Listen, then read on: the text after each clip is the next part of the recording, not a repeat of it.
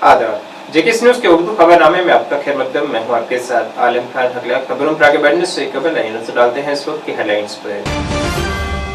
नायब वज़ीर आला सुरेंद्र कुमार चौधरी ने चीफ इंजीनियर पीडब्ल्यूडी दफ्तर का अचानक दौरा कर मुलाजमिन की हाजिरी का किया मुआयना। कहा फराइज में गफलत बरतने वाले मुलाजमिन पर की जाएगी सख्त कार्रवाई।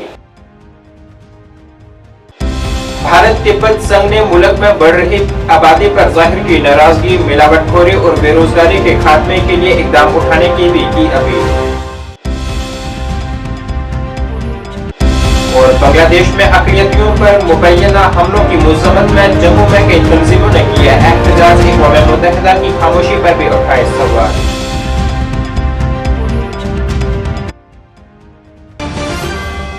अब खबरें तफसील से। नायब वज़ीर आला सुरेंद्र कुमार चौधरी ने अपने फराइज में गफलत बरतने वाले मुलाजमिन के खिलाफ सख्त कार्रवाई करने का अज़म जाहिर किया है। ये बयान उन्होंने जम्मू में chief engineer public works department के दफ्तर का अचानक मुआयना करने के बाद दिया है। यहाँ उन्होंने तकरीबन 70% अमला अपने गैर हाजिर पाया है। मीडिया से बात करते हुए नायब वज़ीर आला ने कहा है कि हम अवाम के नुमाइंदे हैं और हमें अवाम ने मुंतखब किया है। पहले की हुक्मरानी खत्म हो चुकी है और अब अवाम की हुक्मरानी है। नायब वज़ीर आला ने मजीद कहा है कि एहतसाब और कारकर्दगी को यकीनी बनाने के लिए मुख्तलिफ सरकारी दफातर में इस तरह के सरप्राइज इंस्पेक्शन जारी रहेंगे। मॉर्निंग, यहाँ कौन बैठता है? हाँ जी, वो कहाँ है? लीव पे है? लीव कहाँ है? अच्छा, उसी के पास रजिस्टर ही नहीं। तो लीव ये काम रहता है? ये लीव ऑन लीव पे है। तो ये भी लीव है? ये ऑन लीव पे है। अच्छा, ऑन लीव है। ओके, क्या नाम है इनका? ये तो है मोनिका शर्मा। क्या नाम है? मोनिका शर्मा। ये बंद करो यार की मोनिका शर्मा। नहीं, आपको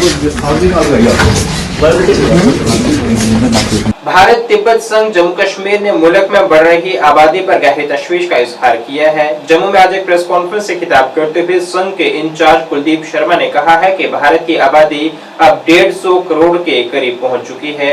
उन्होंने हुकूमत से आबादी को कंट्रोल करने में फौरी तौर पर इकदाम उठाने की अपील की है। साथ ही उन्होंने मिलावटखोरी पर भी फौरी तौर रोक लगाने की अपील की है। इसके अलावा उन्होंने बेरोजगार नौजवानों के लिए रोजगार के मौके पैदा करने की भी मांग की है।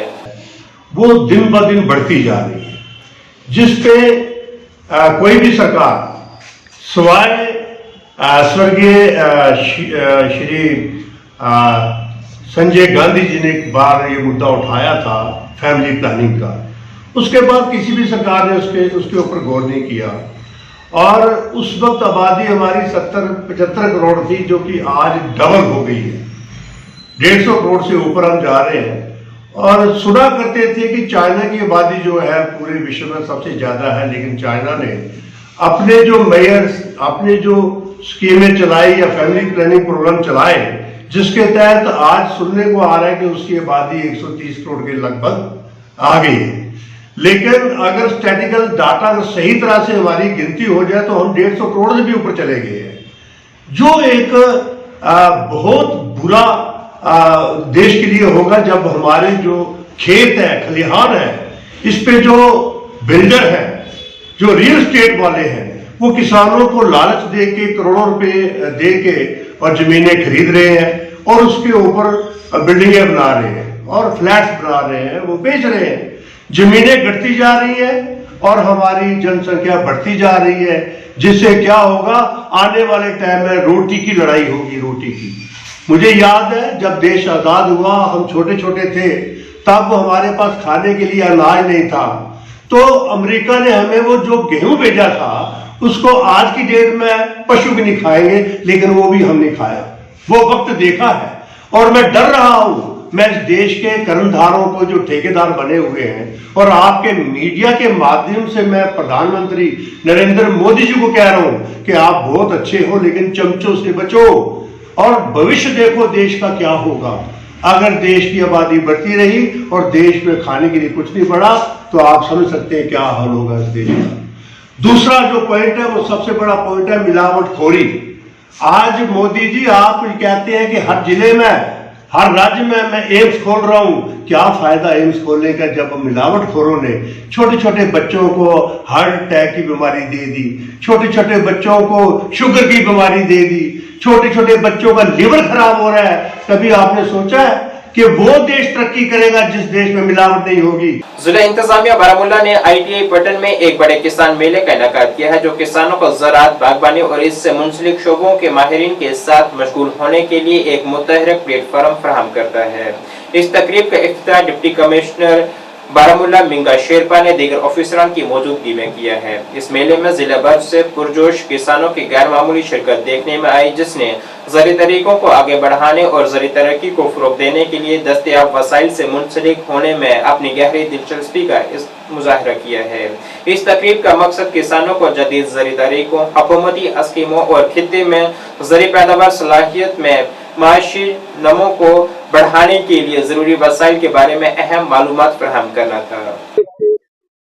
जो डिपार्टमेंट है आप उनको अब्दुल मजीद बहुत बिल्कुल फेलियर तोत क्या मे पता कहें ये सत मे ट्रेनिंग बहुत बाज पे फील्डस मज मे रट पानस लेबर मे कर यह रेयरिंग इस गोच क्यों यह बनो मे मगर ये सात मे गोडनिच लट यह सक्सेस स्टोरी बने मे कर अकिस रेतस मज 65 किलो 65 किलोन गो मे कीमत बाजारस मज 65,000 रुपये तम विज जीन मे अकिस रेतस मज 65,000 मगर योर फ्लड आमुत कश्मीरस मज बहुत प्रॉब्लम मज बनिमुत मगर 65,000 रुपये लग मे तम विज जरूरत ये विज प्रॉब्लम ज्यादा गरस मज सपदम बहुत शुक्र गुजार अम डिपार्टमेंटुक अम हेचनोस बह यह टेक्निक कि बह बनियोस वनकस तुस सह रेयरिंग करान सह गोच क्यों बनावान पे गोच करान मार्केटस मज वनकस गवर्नमेंटन तक डबल फैसिलिटी। एक तो है वेलफेयर ऑफ द एनिमल्स, जिसमें हम जो यहाँ पे हमारे शीप और गोट और उसमें रैबिट भी उनका ट्रीटमेंट है और साथ साथ में उनकी वैक्सीनेशन। और इस टाइम पे प्रेजेंटली हमारा एक प्रोग्राम चल रहा है FMD वैक्सीनेशन, जिसको हम कश्मीरी में बोलते हैं ओस्न्योर, वो अंडर NADCP नेशनल एनिमल। और स्पेशली हमारे जितनी भी यहाँ पटन की आवाम आज आई हुई है, स्पेशली जो हमारे किसान भाई बहन हैं, आप सबको मेरी तरफ से आदाब।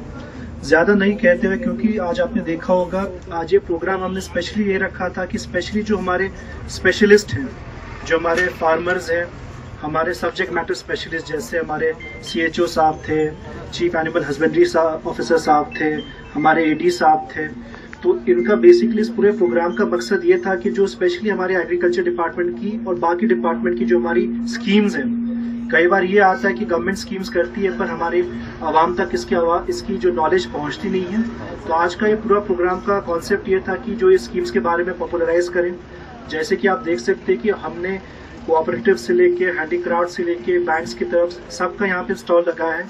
मैं आप सब से गुजारिश करता हूँ कि जब ये प्रोग्राम खत्म होगा कि एक बार इन स्टॉल्स को ज़रूर विजिट करें।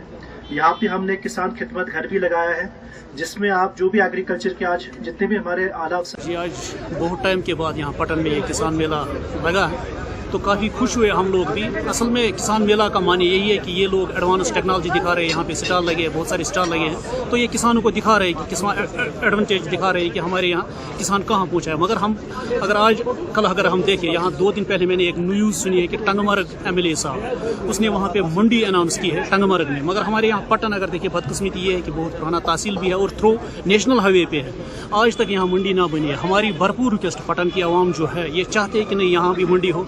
अगर हम लोग देखें कि पहले हमारे जो भी लोग हैं वो पुरानी वो सूखी सब्जियां या दालें खाते थे, आजकल दिल्ली से 24 घंटे में गाड़ी पहुंचती है, तो अगर हम सब्जी की बात करें, यहाँ सब्जी की भी अशद ज़रूरत होती है, 6 महीने यहाँ ठंड रहती है, तो वो उस सब्जी का हम आनंद तभी लेते अगर वो मंडी यहाँ पे कहीं, यहाँ कुत्ता मोड़ में भी लैंड है पटन की, अगर मैं बात करूँ यहाँ कुत्ता मोड़ में 72 कनाल के आसपास घास चरा है, उसमें भी बने तो काफ़ी अच्छा हो रह जाता वो। तभी हमारे ये किसान, ये जो आप लोगों ने देखा होगा दाई वाई रोडों पर अपनी ये सब्जी के या प्याज की पनीरें वगैरह बेचते हैं, तभी वो भी खुश रहते उसी मंडी में अपना गुजारा।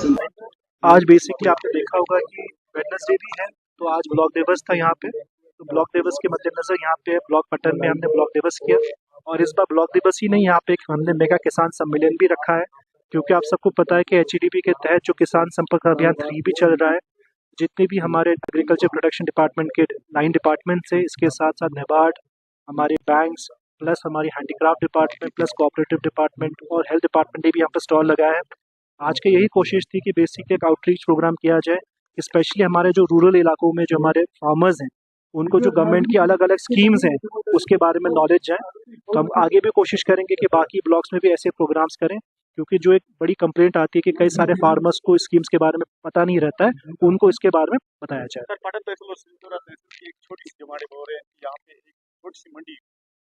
जी, वो डिमांड हमारे नॉलेज में आई है, तो मैंने इसमें एसडीएम साहब से भी बात की, क्योंकि आपको पता है अभी हाईवे का काम भी चल रहा है। जैसे कोई स्पॉट में काम खत्म होगा तो सरकारी जमीन आइडेंटिफाई करेंगे जहाँ पे एक वेजिटेबल मंडी वहाँ पे हम बना पाए। अवाम से बराह रास्त राब्ता कायम करने और उनके तहफ़्फ़ुज़ात को दूर करने की कोशिश में मेंबर कानून साज असम्बली सोनावारी हिलाल अकबर लोन ने डिप्टी कमिश्नर बानीपुरा मंसूर अहमद कादरी के साथ नौगाम सुंबल में एक अवामी दरबार की सदारत की है। इस तकरीब ने मकामी बाशिंदों को अपनी शिकायत का इजहार करने और उनकी रोजमर्रा जिंदगी को मुतासिर करने वाले मसाइल के हल के लिए एक प्लेटफॉर्म फराहम किया है। इज्तिमा से खिताब करते हुए MLA ने कहा है कि अवामी दरबार का बुनियादी मकसद जरूरी खिदमात की दस्तयाबी का जायजा लेना, जारी तरक्याती कामों का जायजा लेना और अवाम के खदशात को दूर करना है।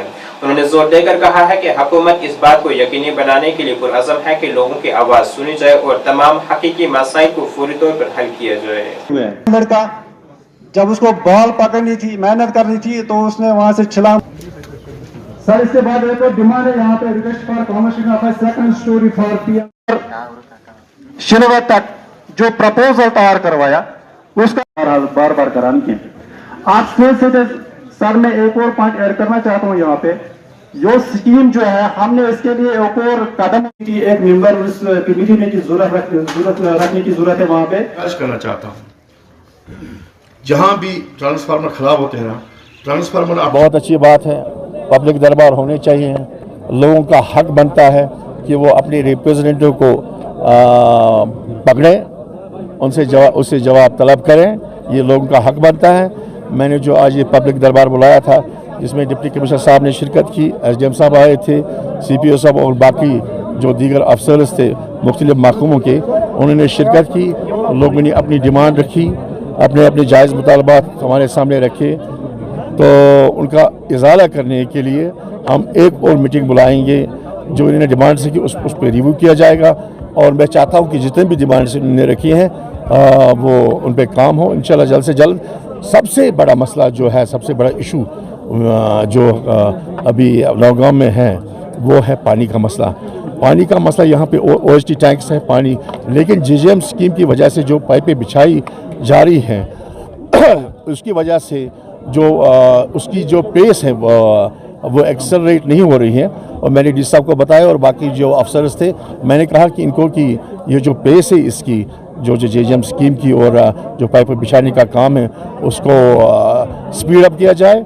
और इन्होंने एश्योर किया मुझे कि 15 दिसंबर तक वो काम शुरू होगा। उसके लिए हमने नेशनल हाईवे अथॉरिटी से, जहाँ से वो पाइप हमने राइजिंग मैन वहाँ से लाना है, तो उस पर भी काम चल रहा है। उस पर भी हमने नेशनल हाईवे अथॉरिटी से वो मसला टेकअप करना है।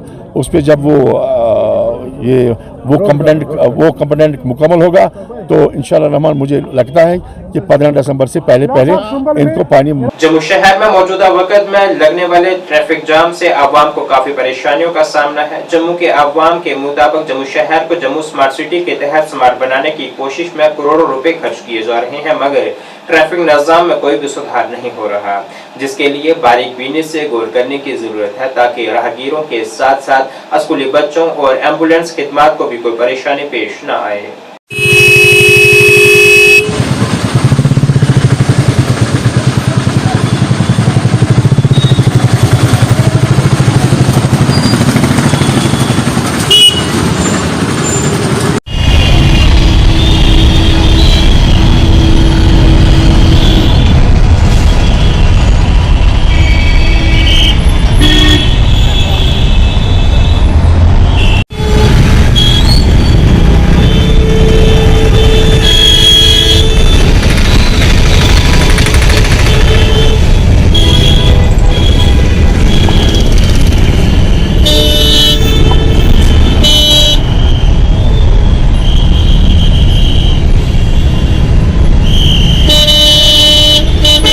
सर जम्मू कश्मीर को तो बड़े चाव से के साथ और गवर्नमेंट ने इसको स्मार्ट सिटी बनाने की जो बहुत बड़ी एक पैमाने पर एडवाइस की थी, लेकिन हमें ये स्मार्ट सिटी जो है कहीं दिखती नहीं। आज कहीं भी चले जाओ आप, चाहे बड़ी ब्राह्मणा से लेकर स्तवाज तक चले जाओ, घंटों घंटों जाम लगे रहते हैं, हर चौराहे पर जाम है।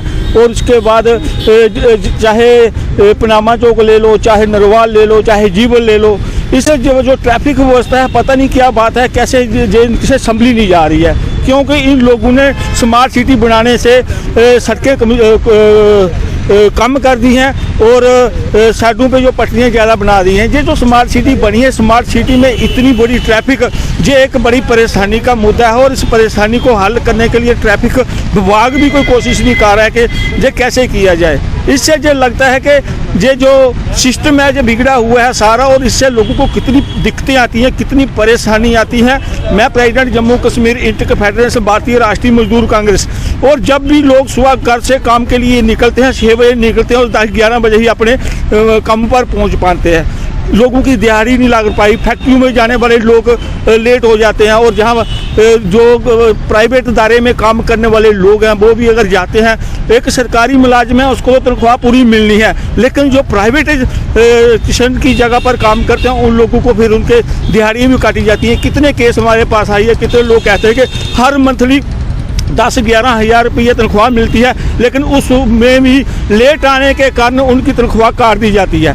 ट्रैफिक विभाग जो है बहुत बेवस हो चुका है। इस ट्रैफिक को संभालने के लिए इनको पास सच्चाई है एक कि जम्मू के अंदर जो अभी ये जो गाड़ियाँ का जो ज़्यादा शोर शराबा है, इससे ज़्यादा दिक्कतें आ रही हैं पब्लिक को। क्या मैं सबसे बड़ी बात ये कहना चाहता हूँ कि ये रोड जाम होने की वजह से 2-2, 3-3, 4-4 घंटे एम्बुलेंस से फंसी रहती हैं। मैं उनको ये कहना चाहता हूँ कि जो एम्बुलेंस में पेशेंट होते हैं उनका क्या है, वो अपनी जान खो देते हैं। जैसे अभी सांबे से बख्शीनगर आना हो हॉस्पिटल में तो बहुत ज़्यादा दिक्कतें आती हैं एम्बुलेंस वालों को। और अगर स्कूल सुबह बच्चे जाते हैं, दोपहर को छुट्टी होती है, चाहे गांधीनगर लगा लो, चाहे ग्रेटर क्लास लगा लो, चाहे शन्नी लगा लो, जहाँ पे भी है, तो मतलब इतनी ज़्यादा दिक्कतें आती हैं कि इस जाम की वजह से। और जो हमारी सरकार है पूरी तरीके से सोई हुई है, इस पर इन्होंने काम करना चाहिए। रेड लाइटें लगाई हुई हैं, सिग्नल चलते नहीं हैं, लाइटें आधी बंद आधी चल रही हैं, कोई आता है कोई जाता है। पर यह है कि जो छोटी छोटी रेहड़ियाँ साइडों पे लगी हुई हैं उनकी भी परेशानी आती है कि उन फुटपाथ दिए हुए हैं उनको, फिर भी कुछ जगह ऐसी हैं जहाँ पे बहुत ज़्यादा भीड़ होती है। जैसे आप देखो कि मंडी लगी हुई है, नहर पे आगे पीछे हर जगह मंडी लगी हुई हैं। जैसे बेरों के अंदर चले जाओ, वहाँ से निकलना बहुत मुश्किल हो जाता है दोपहर के समय। तो उधर भी एक केवी नंबर 1 गांधीनगर में है, केवी नंबर 2 है, केवी नंबर 3, जहाँ जितने भी बच्चों के स्कूल है, जो बड़े बड़े स्कूल है, जो रोड के किनारे पे स्कूल हैं, वहाँ पे कोई फैसिलिटी नहीं है बच्चों को। ये 24 घंटे यहाँ पे जाम लगा रहता है, आगे पीछे देखो 12 जाम लगा रहता है। और पुलिस भी, जो ट्रैफिक पुलिस है, वो भी काफ़ी सहयोग देती है पब्लिक को। ऐसी बात नहीं है, जम्मू की पुलिस बहुत अच्छी कार्रवाई करती है और उनको भी नहीं माना जाता ना, उनकी भी सुनवाई नहीं होती है। क्योंकि ये लोग जो होते हैं कि जैसे अब 1 साइड गाड़ी चलानी हो तो ये क्या करते हैं कि 2 साइड रोडों के लिए है, अगर 2 गाड़ियां जा सकती हैं तो तीसरी गाड़ी नहीं। ये क्या करते हैं, अपना डिसिप्लिन तोड़ती है। पब्लिक को भी ये समझना चाहिए कि पूरा प्रॉपर डिसिप्लिन से चलें। अगर वो एक लाइन पे चल रहे हैं तो एक लाइन पे ही रहें आप, ताकि पीछे स्कूल की गाड़ियाँ हैं, एम्बुलेंस वगैरह आती हैं, हर चीज़ की परेशानी है। तो इससे जल्दी जो हमारी सरकार सोई हुई है वो इस पर थोड़ा कार्रवाई करे। और जो ऐसे अभी हमारी एक नई सरकार बनी हुई है एनसी और कांग्रेस, तो देखेंगे जो हमारे सीएम साहब बने हैं, मैं उनको भी ये कहना चाहता हूँ कि इस पर ज़रूर कोई अपना फैसला दें और ये जम्मू की पुलिस को कोई एडवाइस दें कि ताकि बच्चों को और एम्बुलेंसों को आने जाने में रोड पे किसी को दिक्कत ना हो। बांग्लादेश में हिंदुओं पर मुबैना हमलों की मज़म्मत में आज शिवसेना उद्धव बालासाहेब ठाकरे और साधु समाज ने भी जम्मू में एक एहतजाज किया है, जिसमें बांग्लादेश को जमात इस्लामी के खिलाफ नारेबाजी की गई है। मुजाहिरीन ने इस मामले में अक़वाम मुत्तहिदा की जानिब से खामोशी इख्तियार करने पर भी सवाल उठाए हैं और साथ ही हुकूमत हिंद से भी अपील की गई है कि वो भारत में मौजूद बांग्लादेश की साबिक़ा वज़ीर आज़म शेख हसीना को वापस बांग्लादेश भेजे।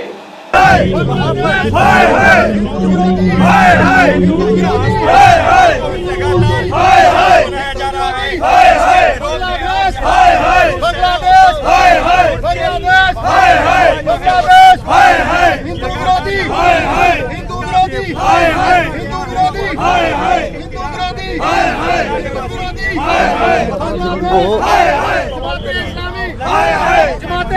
की जय, भारत माता की जय, वंदे मातरम, वंदे मातरम, वंदे मातरम, हिंदू धर्म की जय, सनातन धर्म की जय, बांग्लादेश हाय हाय, बांग्लादेश हाय हाय, बांग्लादेश सरकार हाय हाय, हिंदू के विरोधी सरकार नाश होगा, हिंदू के विरोधियों का नाश होगा, नाश होगा, हिंदू के विरोधियों का नाश होगा, नाश होगा, जय।